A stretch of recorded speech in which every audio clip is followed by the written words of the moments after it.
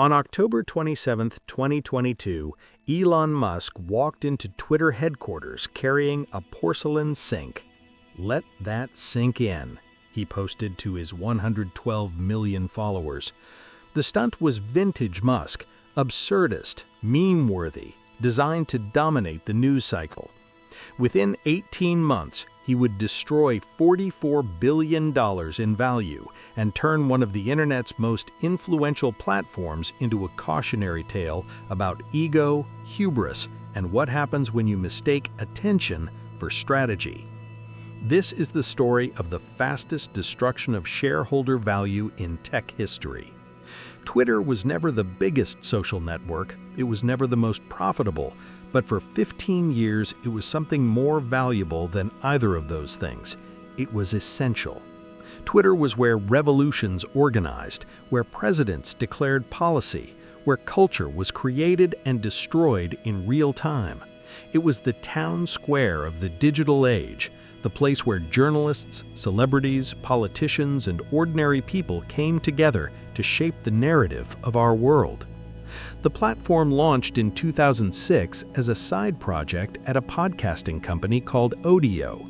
Jack Dorsey, then an undergraduate engineer, sketched out the concept, a status update service limited to 140 characters, the length of an SMS message. The constraint was the innovation. By forcing brevity, Twitter created a new form of communication, somewhere between a broadcast and a conversation. It democratized access to public discourse in a way that had never existed before. By 2009, Twitter had become the nervous system of breaking news. When U.S. Airways Flight 1549 landed in the Hudson River, the first images came from Twitter. When protesters took to the streets during the Arab Spring, they coordinated on Twitter. The platform's influence far exceeded its user numbers. While Facebook counted billions of users, Twitter's 250 million were disproportionately influential. Journalists, politicians, thought leaders, the people who shaped opinion rather than simply consumed it. The company went public in November 2013 at $26 per share, raising nearly $2 billion in one of the most anticipated tech IPOs of the decade. Wall Street valued Twitter not on its current revenue, but on its potential. This was the platform that could define the future of media, of advertising, of human communication itself. The stock closed its first day of trading at $44, a 63% gain that valued the company at over $30 billion. But potential is not the same as profit. Twitter's board spent the next decade wrestling with an uncomfortable truth. The platform that everyone used was not making money. By 2020, annual revenue stood at $3.7 billion, dwarfed by Facebook's $86 billion. The company cycled through CEOs, each promising to unlock Twitter's monetization potential, each failing to solve the fundamental problem. The product was too important to die, but too difficult to turn into a sustainable business. Twitter's users loved it precisely because it had not become Facebook. There were no algorithmic feeds designed to maximize engagement at any cost, no massive data harvesting operations selling user information to the highest bidder. Twitter felt like a public utility, a digital commons that existed for conversation rather than extraction. But Wall Street does not reward public utilities. Investors wanted growth, wanted engagement metrics that climbed exponentially, wanted the kind of addictive product that could print money the way Facebook did. Enter Elon Musk. By early 2022, he had become the wealthiest person on Earth, worth over $300 billion on paper. Tesla had made him a centibillionaire. SpaceX had made him a visionary. And Twitter had given him a direct line to the world. A megaphone that reached beyond the traditional gatekeepers of media and into the minds of the masses. He had 90 million followers. He used the platform constantly, posting memes, attacking critics, moving markets with individual tweets. But Musk had grown frustrated with Twitter. He believed the platform suffered from excessive content moderation, that its policies suppressed free speech, that its algorithms were biased against conservative viewpoints. In March 2022, he began buying shares quietly, accumulating a 9.2% stake that made him the company's largest shareholder. When his position became public on April 4th, Twitter's board panicked and offered him a seat, hoping to contain him. It was already too late. Musk did not want a seat at the table. He wanted to flip the table entirely. On April 14th, he made an unsolicited offer to purchase Twitter for $54.20 per share, a 43% premium over the stock's closing price the day before his investment was revealed. The total price? $44 billion, financed through a combination of Tesla stock sales, loans secured against his other assets, and equity commitments from a consortium of investors including Larry Ellison, Saudi Prince Al-Walid bin Talal, and the venture capital firm Andreessen Horowitz. Twitter's board, staring at the best offer they would ever receive for a company that had never lived up to its financial promise, accepted on April 25th. Musk had won. The question was what exactly he had won and whether he had paid $20 billion more than it was worth. Almost immediately, buyer's remorse set in. Musk began publicly questioning Twitter's user metrics, claiming that bots and fake accounts represented far more than the 5% the company disclosed in regulatory filings. In May, he announced the deal was temporarily on hold pending investigation of spam accounts. Legal experts were unequivocal. There was no temporary hold provision in the merger agreement. Musk had signed a binding contract. Twitter's stock began to collapse as investors realized Musk was attempting to back out. By July, the company filed a lawsuit in Delaware Chancery Court to force completion of the acquisition. The case was damning. Musk's text messages, released as part of discovery, revealed a chaotic decision-making process driven by impulse rather than analysis. In one exchange, he texted his banker, "Drastic action is needed." In another, he mused about creating a blockchain-based social network called X. There was no coherent plan, no detailed financial model, no clear vision beyond a vague commitment to free speech absolutism. Facing near-certain defeat in court and the prospect of a multi-billion-dollar damages award, Musk capitulated. On October 27th, the deal closed at the original price.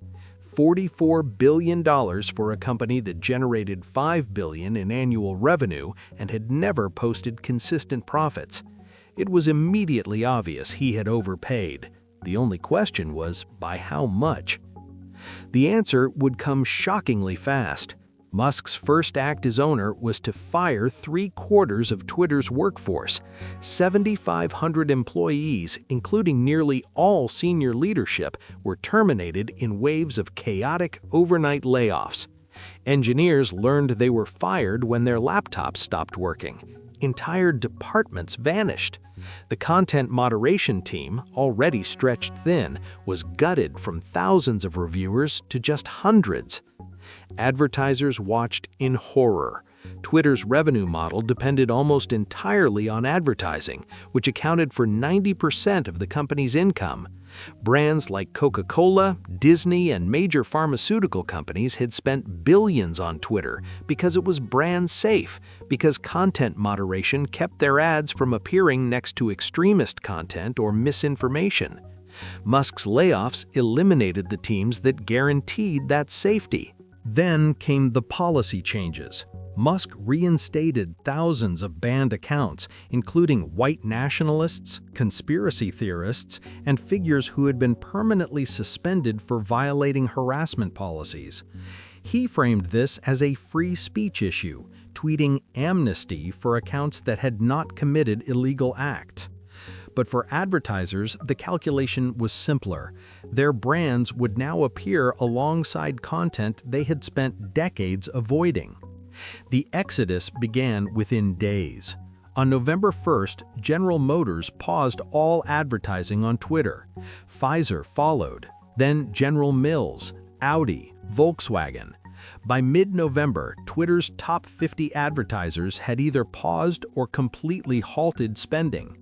IPG, one of the world's largest advertising holding companies, advised all clients to pause Twitter spending pending further clarity. Group M, which controls over $60 billion in annual ad spending, issued a similar recommendation. Musk responded by attacking the advertisers publicly. He called the advertising pullback a coordinated effort to destroy free speech in America. In a November meeting with Twitter's remaining ad sales team, he reportedly said, "If they're going to try to blackmail me with advertising, blackmail me with money, go fuck yourself." The comment, delivered to the very clients his business depended on, represented a fundamental misunderstanding of how advertising works. Brands do not owe any platform their money. They spend where it serves their interests. Insulting them was not a negotiation tactic. It was business suicide. By December, Twitter's advertising revenue had fallen 70% year over year. The company was burning through cash at a catastrophic rate. Musk had loaded Twitter with $13 billion in debt to finance the acquisition, debt that carried annual interest payments of roughly $1.2 billion. To service that debt, Twitter would need to generate significant positive cash flow. Instead, it was hemorrhaging money.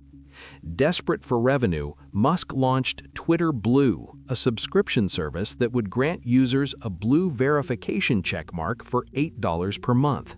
The original blue check had been a verification tool, confirming that accounts claiming to be public figures were actually those people.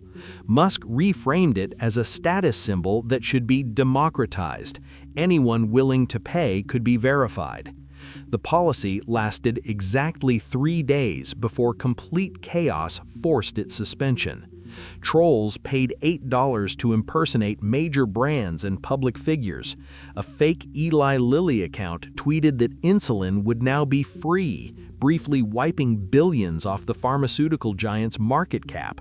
A fake Lockheed Martin account announced the company would halt weapons sales to Saudi Arabia. Nintendo's stock price fell after a fake account posted an image of Mario giving the middle finger.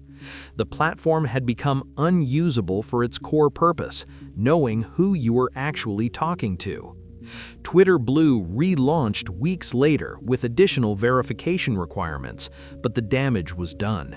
Brands had learned they could be impersonated at will. Users had learned that blue checks meant nothing, and Musk had demonstrated to the world that he had no plan beyond trial and error, implementing half-baked ideas without considering second-order effects. The product itself began degrading. With 75% of engineers gone, bugs piled up, features broke and stayed broken for days. The infrastructure team had been decimated, leading to widespread fears that Twitter could simply stop working during a major event. Outages became routine. The platform's legendary uptime, the result of years of careful engineering work, evaporated in months. Content moderation collapsed entirely. Without adequate staff to review reported content, hate speech proliferated. Racial slurs increased by 500% in the week following Musk's acquisition, according to research from the Center for Countering Digital Hate. Misinformation spread unchecked. State-backed influence operations from Russia, China, and Iran found Twitter's new understaffed environment ideal for manipulation campaigns. For users, the experience became progressively worse. The algorithmic timeline, which Musk had promised to make more transparent, instead became more opaque and aggressive, pushing engagement bait and outrage to maximize time on platform. The For You feed prioritized Musk's own tweets and those of paid subscribers, breaking the fundamental social contract of the platform. People did not come to Twitter to be advertised to by users who paid $8. They came for conversation, for news, for the serendipity of diverse voices. By mid-2023, usage metrics told a devastating story. Time spent on the platform was declining. Daily active users in key markets were falling. But the most important metric was which users were leaving. Twitter's power came from the concentration of influential voices, from journalists, academics, celebrities, politicians. Those users were abandoning the platform in large numbers, migrating to competitors like Mastodon, Blue Sky, and Threads, Meta's Twitter clone that launched in July 2023 and attracted 100 million users in 5 days. The financial carnage was almost incomprehensible. Fidelity, which held a stake in Twitter through its blue-chip growth fund, marked down its investment by 66% by November 2023, implying Twitter was worth roughly $15 billion, less than a third of what Musk had paid. Internal documents revealed the company was worth even less, with some analyses suggesting a valuation below $10 billion when accounting for the massive debt burden. Musk had destroyed $30 billion in value in 12 months. It was not a restructuring or a recalibration or a pivot. It was obliteration, a case study in how quickly confidence, brand equity, and network effects can evaporate when leadership confuses personal ideology with business strategy. The autopsy is straightforward. Musk bought Twitter because he believed he understood it better than anyone else. He posted constantly. He had millions of followers. He thought his experience as a user gave him insight into the product. But using a platform and running a platform are entirely different skills. Twitter's problems were not that it lacked vision or that its executives were not bold enough. The problems were structural, fundamental challenges of content moderation at scale, of building an advertising business in an era of brand safety concerns, of balancing free speech with a usable product. Musk had no answers to these questions because he had never seriously considered them. He believed that simply removing restrictions would unlock growth, that users were being held back by excessive moderation, and that freedom would breed engagement. He was wrong. Freedom without structure does not create thriving communities. It creates chaos. The lesson is ancient. Hubris precedes the fall. Elon Musk is undoubtedly brilliant in certain domains. He revolutionized electric vehicles and private spaceflight, but brilliance in one field does not transfer automatically to others. Twitter required patience, humility, and an understanding that social platforms are delicate ecosystems that can be destroyed far faster than they are built. Musk had none of these qualities. He had only confidence, wealth, and a belief that his success made him infallible. $44 billion, the most expensive lesson in modern business history, and the cost is still climbing.